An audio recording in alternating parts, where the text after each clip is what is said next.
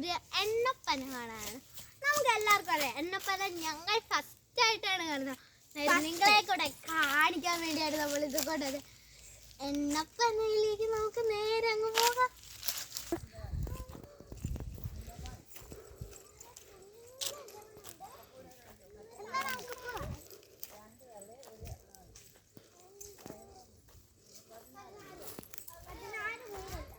Guys അന്നേരം നമ്മുടെ എണ്ണപ്പന ഇതാണ് എണ്ണപ്പന ഗായ്സ്.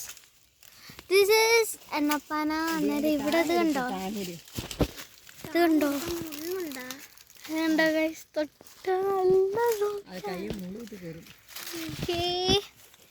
ഇത് വെച്ച് ഗായ്സ് ഇതാണ് ആൺപൂ. ഇതുണ്ടായാലേ ഉള്ളു പെൺപൂ ഉണ്ടാവുള്ളൂ, പരാഗം നടക്കുള്ളൂ. വേറെന്തേണ്ട പൂർണ്ണമായിട്ട് ഇതുകൊണ്ടാണ് നമ്മൾ പാം ഓയിൽ ഉണ്ടാക്കുന്നത്.